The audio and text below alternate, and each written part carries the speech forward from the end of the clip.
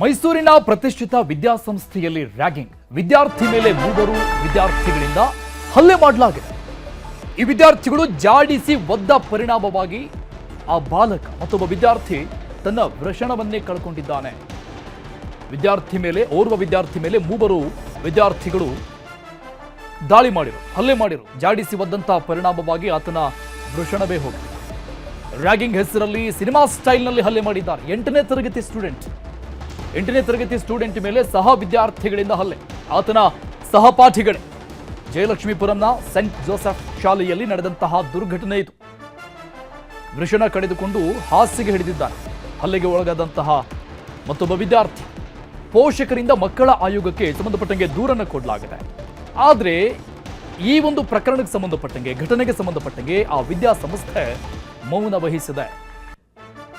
ಕ್ರಮವನ್ನ ಕೈಗೊಳ್ತಾ ಇಲ್ವಾ? ಹಾಗಾದ್ರೆ ಪೊಲೀಸರು ಕೂಡ ಯಾರು ಈ ಬಗ್ಗೆ ತಲೆ ಕೆಡಿಸ್ಕೊಳ್ತಾ ಇಲ್ಲ ಅನ್ನುವಂತಹ ಪರಿಸ್ಥಿತಿ ಇದೆ. ಆ ವಿದ್ಯಾರ್ಥಿ 8ನೇ ತರಗತಿ ವಿದ್ಯಾರ್ಥಿ ಹಾಸಿಗೆ ಹಿಡಿದು ಮಲಗಿದ್ದಾನೆ. ಮೈಸೂರಿನ ಶಾಲೆಯಲ್ಲಿ ನಡೆದಂತಹ ದುರ್ಘಟನೆ ಇದು.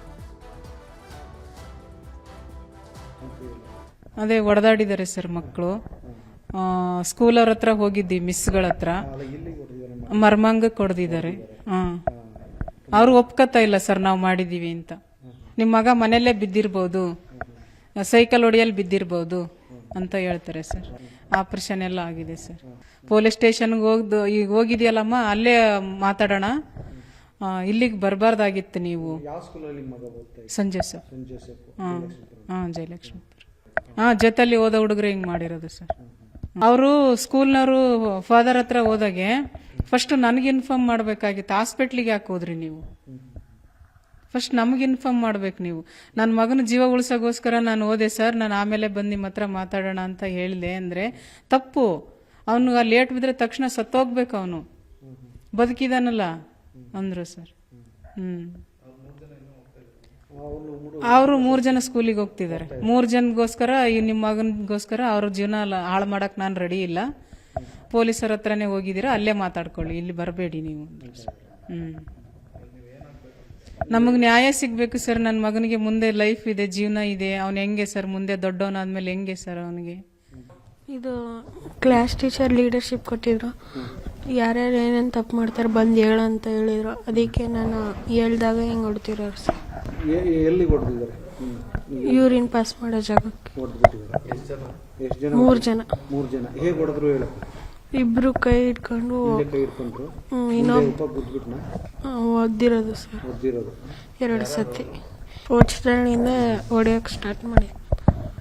ಅದೇ ನೀನು ಲೀಡರ್ ಆಗಿದ್ದಲ್ಲ ಅಂತ ಅವ್ರು ಹೊಡ್ತು. ನೀನು ಅವ್ರಿಗೆ ತಪ್ಪು ಹೇಳ್ತೀನಿ ಹೇಳ್ತೀಯಲ್ಲ ಅಂತ ಮತ್ತೆ ಹೊಡಿತಾರಂತ ಭಯ. ಮತ್ತೆ ಸರ್ ಅವರು ನಾನು ಮಾತಾಡಬೇಕಾದ್ರೆ ಪ್ರಿನ್ಸಿಪಲ್ ಹತ್ರ ಸರ್ ಒಂದು ನಿಮಿಷ ಇವರು ಮಾತಾಡ್ತಾರೆ, ಮಾತಾಡಿ ಅಂತ. ಪ್ರಿನ್ಸಿಪಲ್ ಅವ್ರ ಹಸ್ಬೆಂಡು ಪ್ರೊಫೆಸರ್ ಅಂತೆ. ಮಾತಾಡ್ಬಿಟ್ಟು ಕೇಸ್ ಗೀಸೆಲ್ಲ ಏನು ಮಾಡೋಕ್ಕೆ ಹೋಗಬೇಡಿ, ಅದೇನಿದೆ ದುಡ್ಡು ನಾನು 2-3 ಲಕ್ಷ ದುಡ್ಡು ಕೊಟ್ಬಿಡ್ತೀನಿ ನಿಮಗೆ, ದಯವಿಟ್ಟು ಅಷ್ಟಿಗೆ ಸೈಲೆಂಟ್ ಆಗ್ಬಿಡಿ ಅಂತ ಹೇಳಿದೆ.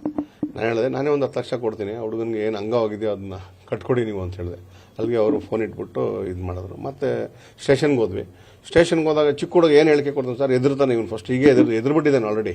ಅವ್ರ ಮನೆ ಹತ್ರ ಬಂದು ಎಲ್ಲಿ ಬರ್ತಾರೋ ಅಂತ ಅದು ಹೆದರಿಕೆ ಇದೆ, ಇವ್ರ ಫ್ಯಾಮಿಲಿಗೆ ಹೆದರಿಕೆ ಇದೆ. ಒಂದು ರೀತಿ ಕೊಡೋ ಹೇಳಿಕೆ ಇನ್ನೊಂದು ರೀತಿ ಕೊಡಲ್ಲ ಅಂತಾರೆ. ಒಂದು ರೀತಿ ಹೇಳಿಕೆ ಯಾವ ಥರ ಸರ್ ಹೇಳಿದ್ದೇನೆ, ಆಲ್ರೆಡಿ ಹೇಳಿದ್ದೇನೆ ಈ ಥರ ಕರ್ಕೊಂಡೋಗಿ ಹೊಡೆದಿದ್ದಾರೆ ಅಂತ. ಫುಟೇಜಸ್ ಇದೆ ಅವ್ರ ಹತ್ರ, ಫುಟೇಜಸ್ಸು ಕಲೆಕ್ಟ್ ಮಾಡಿದ್ದಾರೆ. ಮತ್ತು ಅವ್ರ ಫುಟೇಜ್ ಎಷ್ಟು ದಿನ ಇಕ್ಕಂತಾರೆ ಸರ್, ಅವರು ಇಮಿಡಿಯೇಟ್ ಡಿಲೀಟ್ ಮಾಡೋರೆ.